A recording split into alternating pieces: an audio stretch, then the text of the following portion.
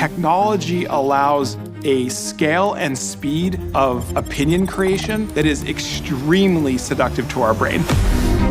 Social media is the great amplifier of collective illusions.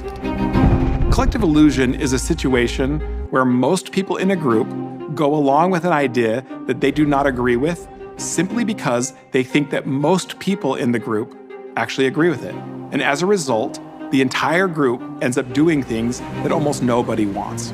We have found collective illusions everywhere we look, from the kind of lives we want to live, to the country we want to live in, to the way we want to treat each other, and even what we expect out of our institutions. Every time you go online, you are in a funhouse of mirrors.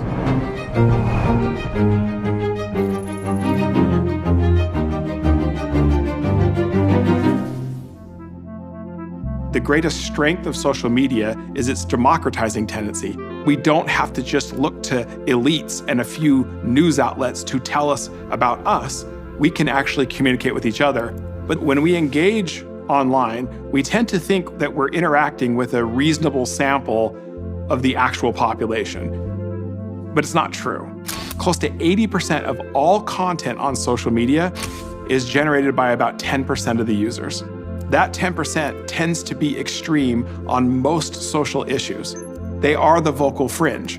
When you have a vocal minority that is perceived as the majority, critical mass of us will actually either self-silence or we will actually go along to get along, and it becomes a self-fulfilling prophecy. This is how collective illusions form.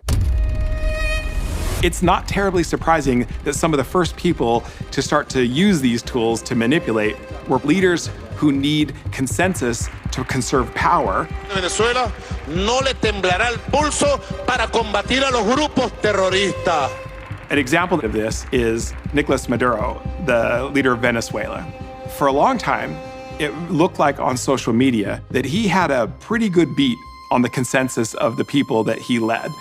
So almost everything that he would say, stories that were written about him that were positive, would be retweeted and shared, and it looked like this represented some kind of consensus. But it turned out a significant percentage of his so-called followers were actually what we call social bots. These are fake accounts that only exist to retweet anything positive about him or that he said, and importantly, to attack the opposition. When Twitter banned them, the real consensus was with the opposition. And that started to emerge and be retweeted as more and more people recognized that it was okay to say what they actually thought. Social media is a free-for-all in terms of who can shout the loudest and who can silence other people in the name of masquerading as a majority and manufacturing collective illusions. Your willingness to conform and your unwillingness to challenge what you think the group believes will actually contribute to leading the group astray. The solution to our online life is to get offline once in a while.